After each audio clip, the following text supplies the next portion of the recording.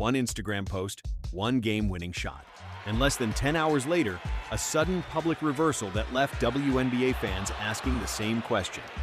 What happened behind the scenes?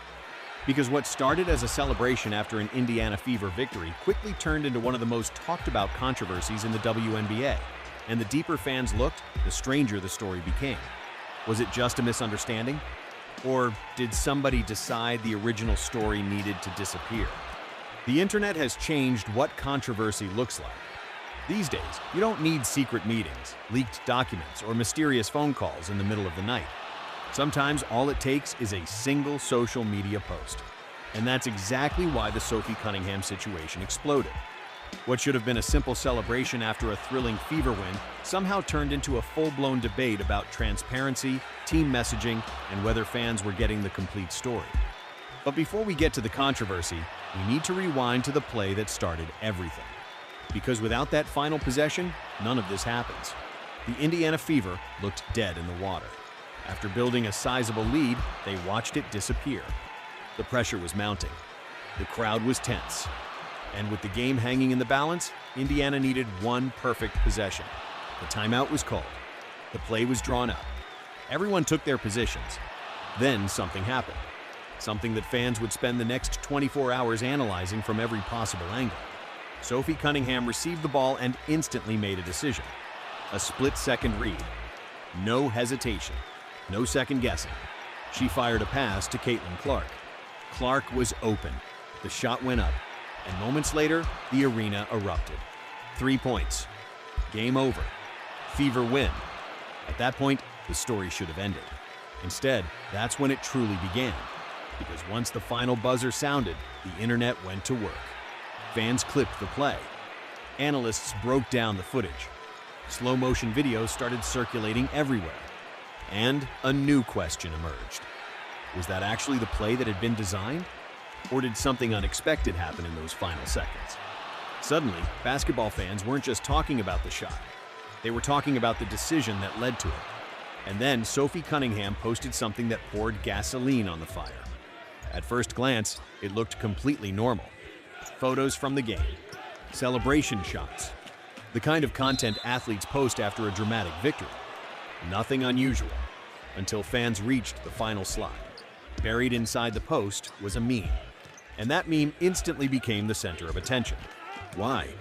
Because many fans interpreted it as a joke, suggesting the team may have improvised rather than strictly following the original plan. That's all it took. The internet exploded. Now, to be fair, there is no evidence Sophie created the meme herself. It may have already been circulating online. But that's not what caught people's attention. The important part was that she chose to share it, knowing the conversation already surrounding that final possession. Knowing fans were already debating what happened, knowing every detail of that play was being scrutinized. She still included it. And almost immediately, people began connecting the dots. Then things became even more interesting, because Caitlin Clark interacted with the post. That interaction fueled even more speculation. Fans started asking whether the post was simply harmless fun or whether it was indirectly acknowledging something bigger.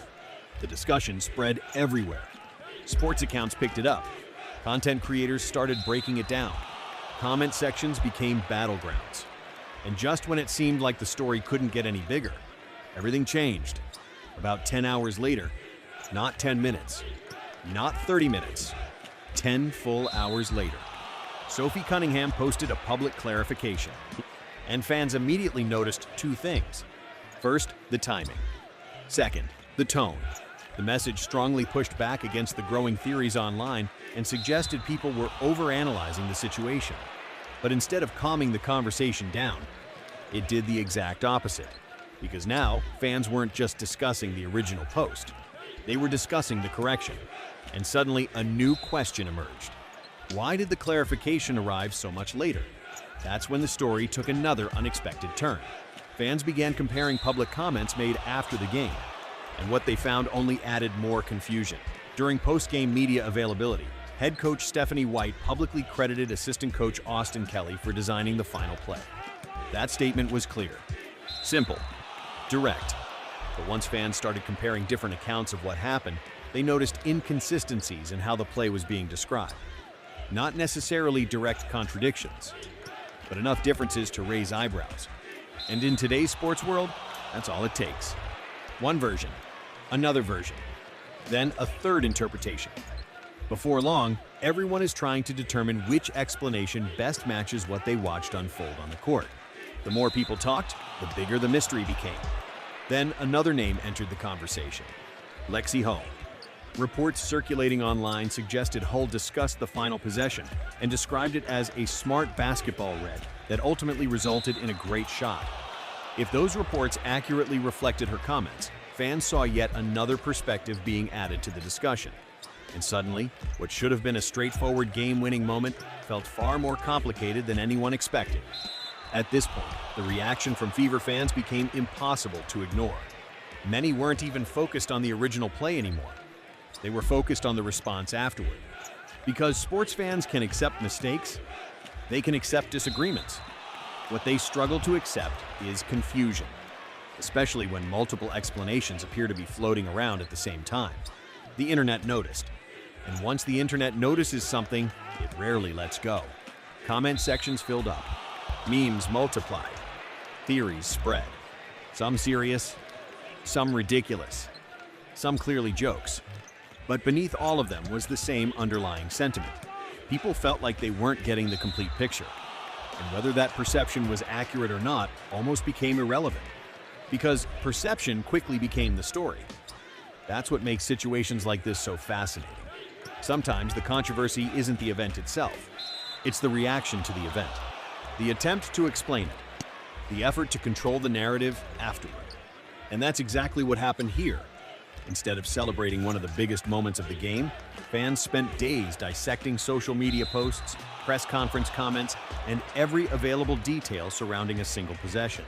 Think about that for a second. A game-winning shot should have unified the conversation. Instead, it created even more questions. Meanwhile, through all of the noise, one person remained at the center of everything: Caitlin Clark. The shot goes in. The spotlight follows. The headlines arrive. And once again, she becomes the focal point of a story much larger than basketball itself. That's been the pattern all season. Every big moment seems to attract another layer of drama. Another debate. Another controversy. And whether that's fair or unfair, it's become impossible to separate the two. Because when attention follows a team this closely, every detail gets magnified. Every quote matters. Every social media post matters. Every reaction matters. Sometimes more than the game itself. Here's what makes this story so fascinating. The Fever won. That's the part everyone agrees on. Sophie Cunningham made a great read. Caitlin Clark hit a huge shot. The crowd celebrated.